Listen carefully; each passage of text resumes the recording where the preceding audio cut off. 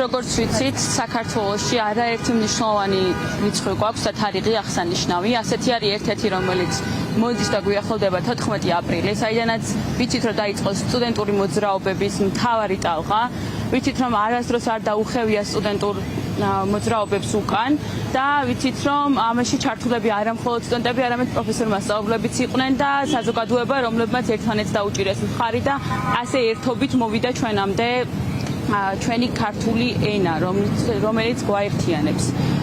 შესაბამისად, 14 აპრილს 19 საათზე ვიკრიბებით სტუდენტები და არა მხოლოდ სტუდენტები TSO-ს პირველ კორპუსთან, საიდანაც გავივლით ტრადიცია, დავიცავთ და გავივლით იმ ტრადიციას, რომელიც ტრადიციას